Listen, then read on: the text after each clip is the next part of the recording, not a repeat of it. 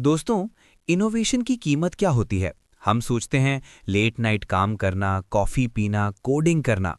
लेकिन असली इनोवेशन की कीमत कभी-कभी अपनों का प्यार खोना पड़ता है, इज्जत खोनी पड़ती है। इमेजिन कीजिए एक गांव का सीन, तमिलनाडु।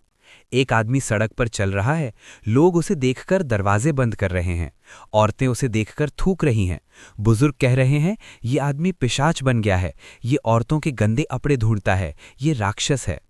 वो आदमी घर जाता है, उसकी बीवी वाइफ बैग पैक कर चुकी है। वो कहती है मैं तुम्हारे साथ नहीं रह सकती, तुम पागल हो गए हो, मुझे शर्म आती है तुम्हें पति कहते हुए। वो चली जाती है। कुछ दिन बाद उसकी बूढ़ी माँ भी घर छोड़कर चली जाती है। वो आदमी अकेला रह जाता है। क्यों? क्योंकि वो आदमी एक सैनिटरी पैड बनाने की कोशिश कर रहा था, एक ऐसी चीज जिसके बारे में इंडिया में बात करना भी पाप माना जाता है। उसने वो किया जो हिस्ट्री में किसी मर्द ने नहीं किया था। उसने खुद एक सैनिटरी पैड पहना, उसमें जानवर का खून भरा और महीनों तक उसे पहनकर घूमा ताकि वो औरतों का दर्द समझ सके। उनका नाम है अरुणाचलम मुरुगनंथम। आज हम समझेंगे कि कैसे एक स्कूल ड्रॉपआउट ने दुनिया की सबसे बड़ी multinational companies Procter and Gamble, Johnson and Johnson को चैलेंज किया। Chapter 1, the dirty rag, 1998। कहानी शुरू होती है 1998 में, कोयम्बटूर के पास एक गांव। अरुणाचलम की नई नई शादी हुई थी शांति से। वो अपने पिता को खो चुके थे, गरीबी में बड़े हुए थे और एक वर्कशॉप में वेल्डिंग का काम करते थे। लाइफ सिंपल थी। एक दिन दोपहर को उन्होंने देखा कि उनकी पत्नी शांति कुछ छुपा कर ले जा रही है। अरुणाचलम ने पूछा, वो क्या है? शांति ने कहा, कुछ नहीं, तुम्हारा काम नहीं है। अरुणाचलम ने जबरदस्ती वो चीज देखी। वो एक गंदा मैला कपड़ा, डर्टी रैग था। वो इतना गंदा था कि अरुणाचलम कहते हैं मैं उससे अपनी साइकिल साफ करने के लिए भी यूज ना करूं, लेकिन उनकी पत्नी उसे अपने मेंस्ट्रुअल साइकिल पीरियड्स के लिए यूज कर रही थी। अरुणाचलम शॉक हो गए। उन्होंने पूछा, तुम ये क्यों यूज करती हो? दुकान से सैनिटरी पैड क्यों नहीं लेती? शांति ने जो जवाब दिया वो इंडिया के हर घर की रियलिटी थी। उसने कहा, अगर मैं पैड खरीदने के लिए दूध का पैसा खर्च करूंगी तो परिवार खाना क्या खाएगा? सैनिटरी पैड एक लग्जरी थी। अरुणाचलम को लगा ये तो छोटी सी बात है, मैं ला दूंगा। वो भागकर मेडिकल स्टोर गए, एक पैकेट खरीदा। दुकानदार ने वो पैकेट न्यूज़पेपर में ऐसे लपेट कर दिया जैसे कोई बॉम्ब हो या शराब की बोतल, चुपके से। जब अरुणाचलम ने पैकेट खोला और उसमें रुई देखी तो उनका दिमाग घूम गया। उन्होंने सोचा, इसमें तो 10 पैसे की कॉटन है, ये कंपनी इसके लिए 5 रुपए क्यों ले रही है? ये तो 50 गुना ज्यादा प्राइस है। यहां से शुरू हुआ एक ऑब्सेशन। उन्होंने सोचा, मैं अपनी बीवी के लिए सस्ता पैड बनाऊंगा। Chapter 2, the first failure, the cotton mystery. Arunachalam market गए, रुई खरीदी, खुद हाथ से काटकर एक पैड बनाया, बड़े प्यार से अपनी पत्नी को दिया। ये लो मेरा गिफ्ट। उसे लगा पत्नी खुश होगी, लेकिन अगले दिन पत्नी ने वो पैड उनके मुंह पर फेंक दिया। ये बेकार है, इससे तो वो गंदा कपड़ा ही अच्छा था। अरुणाचलम कंफ्यूज हो गए। कॉटन तो कॉटन होती है, कंपनी वाली कॉटन और मेरी कॉटन में क्या फ़र्क है? उन्हें नहीं पता था कि वो जिस प्रॉब्लम को सॉल्व करने निकले हैं वो बायोलॉजी और इंजीनियरिंग का कॉम्प्लेक्स मिक्सचर है। उन्होंने फिर ट्राई किया, अलग अलग कॉटन लाए, लेकिन टेस्ट किस पर करें? बीवी महीने में सिर्फ एक बार टेस्ट कर सकती थी, मतलब एक साल में सिर्फ 12 टेस्ट। अरुणाचलम के पास इतना टाइम नहीं था, वो इम्पेशेंट थे। उन्होंने अपनी बहनों से पूछा, क्या तुम मेरा बनाया पैड ट्राई करोगी? बहनों ने गुस्से में कहा, शर्म नहीं आती? भाई होकर ऐसी बात करता है। गांव में मर्द औरतों से इस बारे में बात भी नहीं कर सकते थे। अरुणाचलम को समझ आ गया कि अगर रिसर्च करनी है तो उन्हें वॉलंटियर्स चाहिए। Chapter 4, the vampire of the village, the social suicide. Arunachalam ने वो किया जो अनथिंकेबल था। वो गांव के पास वाले मेडिकल कॉलेज गए। वहां लड़कियां डॉक्टर बनने पड़ रही थी।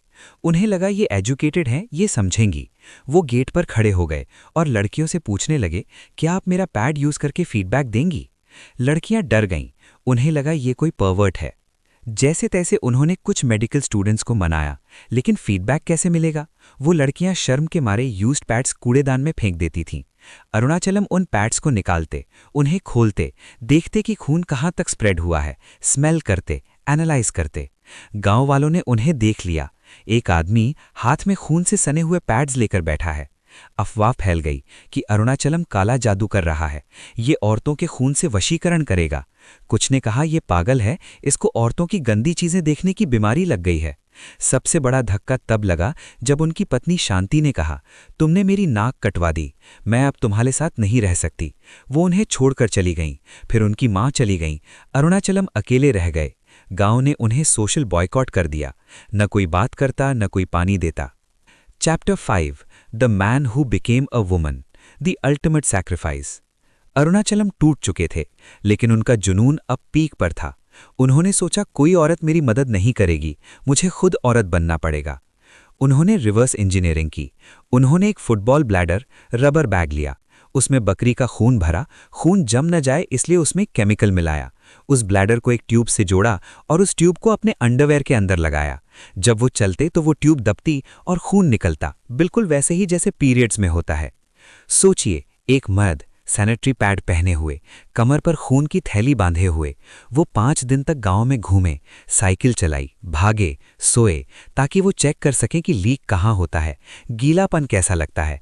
कई बार ब्लैडर फट जाता, उनके सफ़ेद कपड़े खून से लाल हो जाते, लोग उन्हें देखकर भाग जाते, देखो पिशाच आ गया। लेकिन उन 5 दिनों में अरुणाचलम ने वो महसूस किया जो औरतें सदियों से महसूस कर रही थीं, दर्द, शर्म, गीलापन, चिड़चिड़ापन। उन्होंने कहा, मैंने उस दिन औरत होने का दर्द समझा। उस दिन मैं आदमी से इंसान बन गया। आखिरकार उन्हें राज मिल गया। उन्होंने मल्टीनेशनल कंपनीज का सीक्रेट क्रैक कर लिया। वो नॉर्मल कॉटन नहीं थी, वो पाइनवुड पल्प यानी सेल्यूलोज था, एक खास तरह की लकड़ी का गूदा जो लिक्विड को एब्जॉर्ब कर लेता है और शेप मेंटेन रखता है। लेकिन प्रॉब्लम ये थी, उस मशीन की कीमत 2.5 करोड़ रुपए थी जो ये बनाती थी। अरुणाचलम के पास 2.5 करोड़ रुपए नहीं थे। क्या वो हार मान गए? नहीं। उन्होंने कहा, अगर मशीन महंगी है तो मैं मशीन सस्ती बनाऊंगा। Chapter 5 the kitchen engineering 2002 to 2004। दोस्तों, अरुणाचलम के पास पाइनवुड पल्प का राज तो था, लेकिन उस पल्प को पैड में बदलने वाली मशीन 2.5 करोड़ रुपए की थी। एक स्कूल ड्रॉपआउट के पास 2.5 करोड़ नहीं होते, लेकिन अरुणाचलम के पास वो दिमाग था जो बड़े इंजीनियर्स के पास नहीं था, कॉमन सेंस। उन्होंने सोचा, ये मशीन करती क्या है। 1 पल्प को पीसती है, ग्राइंडिंग। 2 शेप देती है, मोल्डिंग। 3 पैक करती है, पैकेजिंग। उन्होंने सोचा, ग्राइंडिंग के लिए करोड़ की मशीन क्यों चाहिए, किचन का मिक्सी भी तो यही करता है। 4 दीवारी के अंदर अकेले 4 साल तक वो लगे रहे। लोग उन्हें पागल समझते रहे, लेकिन वो अपने वर्कशॉप में लोहे यानी आयरन और मोटर के साथ खेलते रहे। उन्होंने रिवर्स इंजीनियरिंग की। उन्होंने बड़ी मशीन के फंक्शंस को तोड़कर 4 छोटी छोटी मशीन्स में बांट दिया। 1 एक मशीन जो पल्प को रुई जैसा बना दे। 2 दूसरी मशीन जो उसे प्रेस करके शेप दे। 3 तीसरी मशीन जो उसे स्टेरिलाइज करे। जहां मल्टीनेशनल कंपनीज न्यूमैटिक प्रेशर और रोबोटिक्स यूज करती थीं, अरुणाचलम ने कार के ब्रेक पैडल्स और सिंपल मोटर्स यूज किए। और चमत्कार देखिए, जिस मशीन की कॉस्ट 2.5 करोड़ रुपए थी, अरुणाचलम ने वही मशीन वही क्वालिटी सिर्फ 65,000 रुपए में बना दी। ये कोई जुगाड़ नहीं था, ये फ्रूगल इनोवेशन का मास्टर क्लास था। Chapter 6 the IIT mystery 2006। Machine तो बन गई, लेकिन दुनिया को कैसे बताएं। अरुणाचलम ने अपनी मशीन आईआईटी मद्रास भेजी, इंडिया का सबसे बड़ा इंजीनियरिंग कॉलेज। उन्होंने सोचा कोई फीडबैक मिल जाएगा। आईआईटी के प्रोफेसर्स ने मशीन देखी, वो हैरान रह गए।